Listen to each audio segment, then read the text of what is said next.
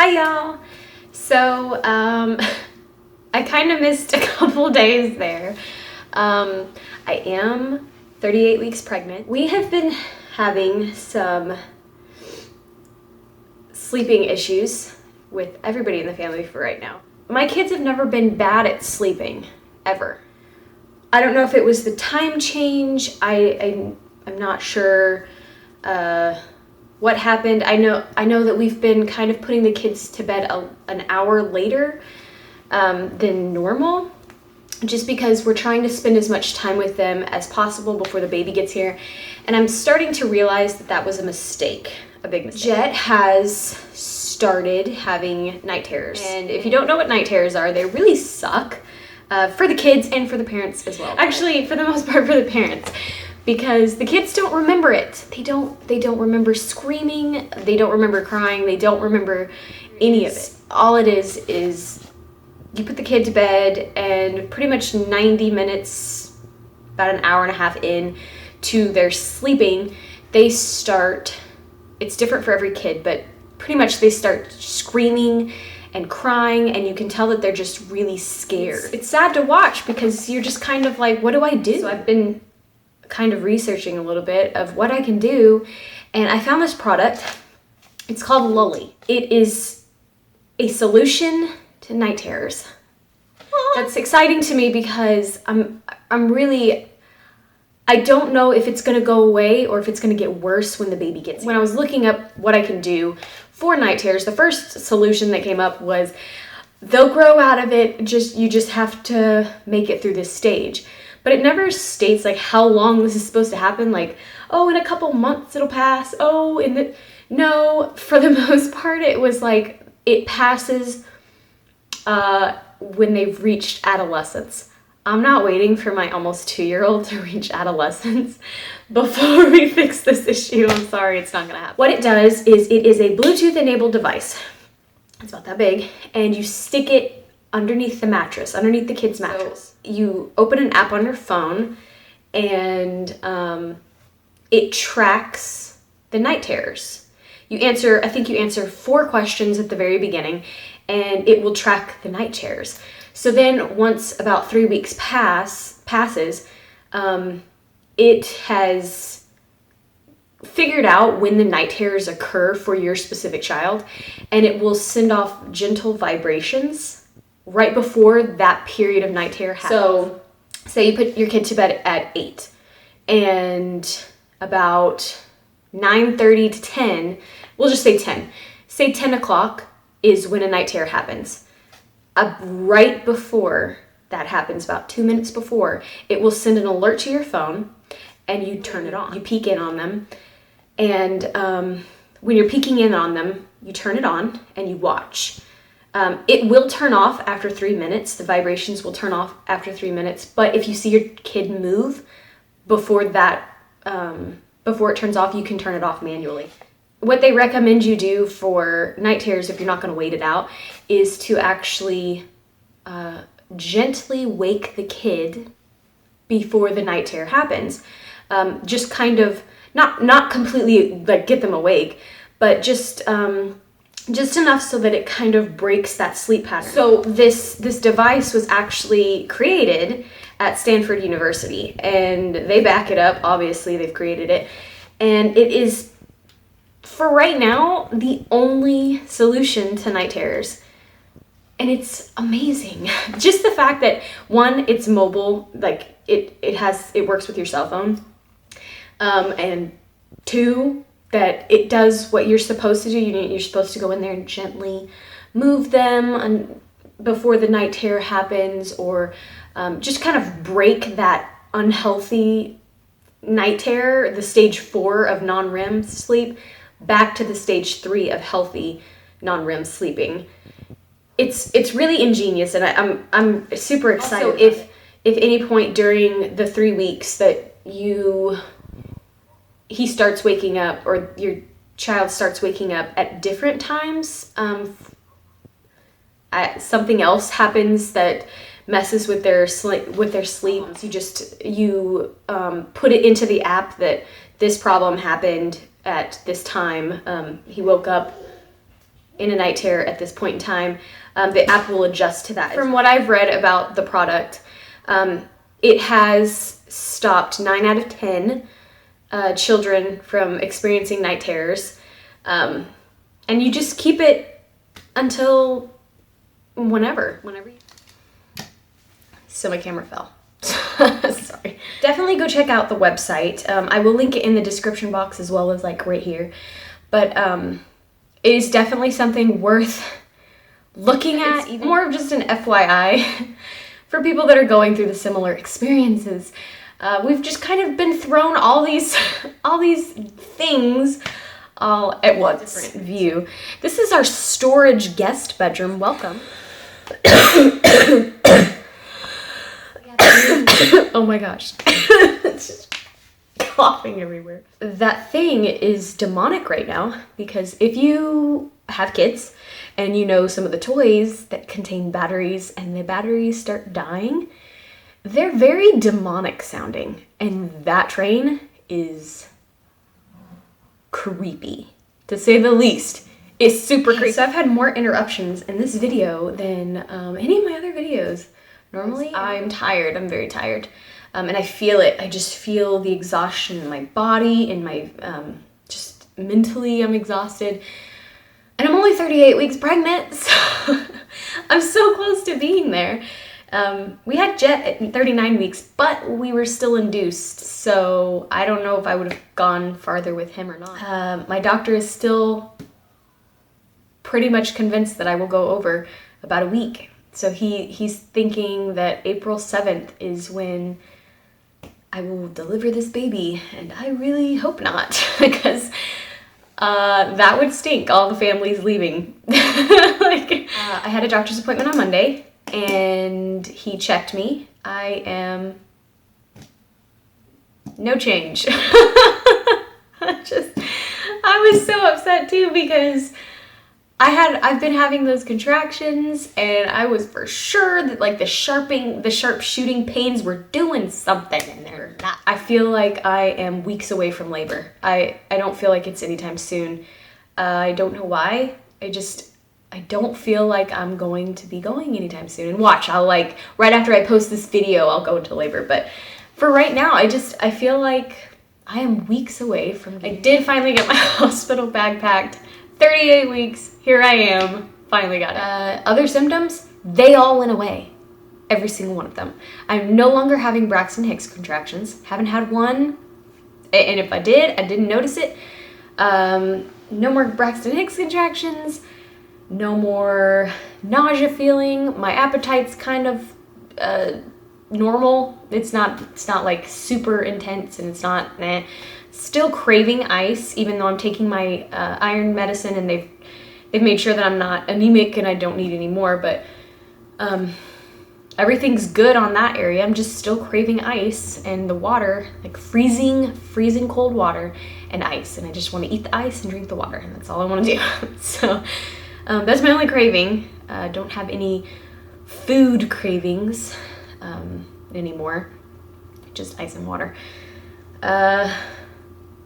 But every single symptom has gone away. I itch. I've been itching a lot, like just everywhere. Like my entire body is itchy. So that's interesting. Oh, I'm getting a call.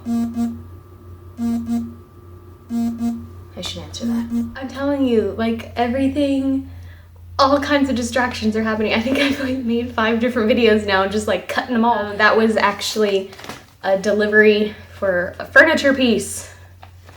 Happening tomorrow. I'm so worried all these things are happening. I actually have fears with this pregnancy. I have legitimate fears, and I can't get them to go away. It actually feels like anxiety. I've never had like true anxiety or any kind of issue like that. But this last couple weeks, I have had periods, like little episodes of feeling very anxious, and they're really stupid, and I look back and I'm like, why was I like that? We were watching a show the other day. It's called Uncle Grandpa. If you haven't seen it, don't watch it because it's so annoying.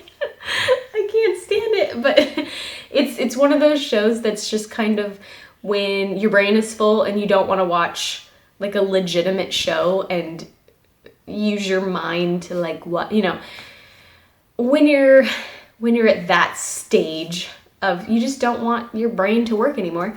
That's an awesome show to watch. It's so random. You don't have to use your brain on any of it because none of it makes sense. Ty found it one day on Netflix and he's been watching it constantly. Gosh, like it's so random. It's such a random show. So we were watching that, and because there's no reality in this show, it's just a cartoon.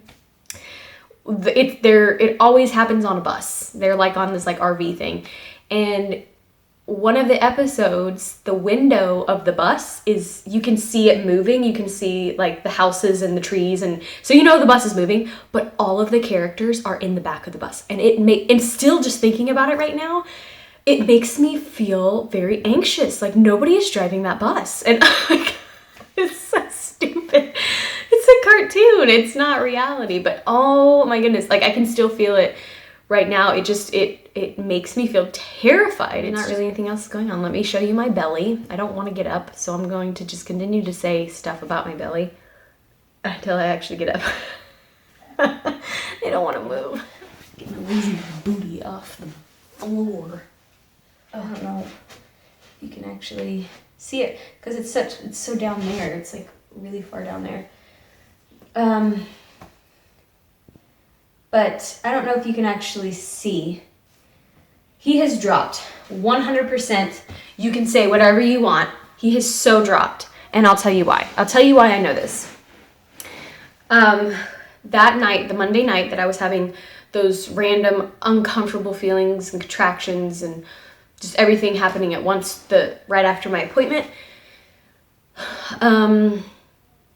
When I got in bed, at the very end of it, when I finally was like, I'm going to bed. I don't care how hard it takes me to get to bed. I'm going to sleep now.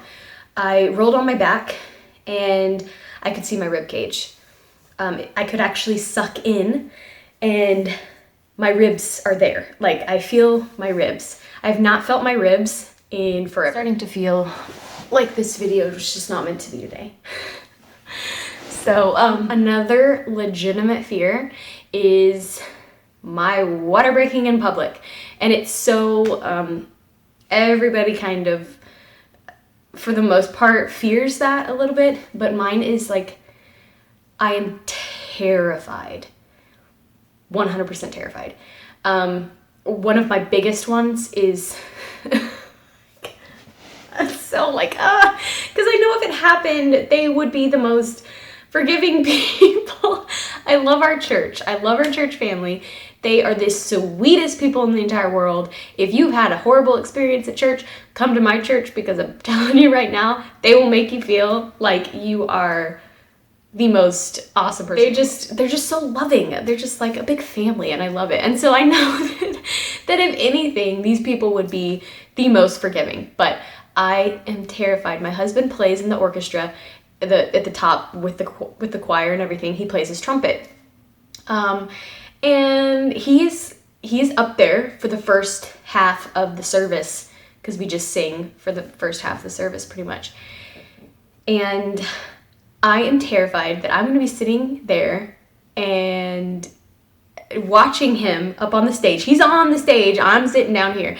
And I'm terrified that I'm going to be watching him and my water's going to break. And it's not going to be just like a little trickle or anything. I'm scared it's going to be like the biggest gush in the world. And I sit right in front of the youth. And so they're going to freak out and be like, oh my God, she's peeing on herself. And I'm just terrified that that's going to happen. And then I'm not going to be able to like tell Garrett's like, come over here and help me. So I'm just gonna have to like get up with my wet pants and my just wetness and like walk out in front of everybody. And Garrett was he's trying to make it a joke because normally I deal with things in humor, and he was trying to make it a joke this morning, but it didn't help. He was telling me, he said, oh yeah, I can totally see it. Your water just breaks right there and you're like, do you have a tissue? I'm like, what am I gonna do with a freaking tissue? It's my water. And then he was like, yep. And then like the pastor's gonna stop the whole service and everybody's gonna look at you and you're gonna have to get up and walk out. I was like, Garrett, I just see myself like going to the custodian's office and like asking for paper towels and going and like sitting there trying to clean up my own mess. But it's a legitimate fear that I am gonna go. That's my big. So if you're not following me on Instagram, I will be posting a lot more subtle details before I actually get to make a video. Videos are gonna be harder to make than anything else. So if you want updates on what we're doing while we're doing them, then follow me on Instagram. Also, if, like I said, just an FYI, if you do have kids with night terrors, check out Lully, check out their website. It's so worth it. I'm telling you guys, it's awesome. That link will also be in my description box. In the comment section, put what you would like to see the little boy's name to be, because we still don't have one.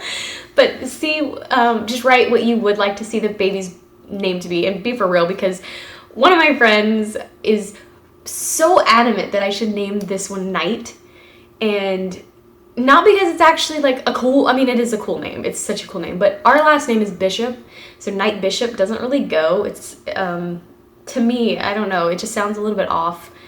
But the reason that she wants his name to be Night is because we have Ty and Jet. So if you put their names together, it's Jedi Knight, so it'd be Jedi Knight. we like to stick with little boys' names being a noun and a verb, or it could be a noun and a verb. So like tie, it can be a tie, like a bow tie, and you can tie your shoe. So it's a noun and a verb. Don't make them ridiculous. Please, I'm not naming my kid Pooter or something. So anyway, that is that, and I will talk to y'all next week, I guess. All right, bye guys.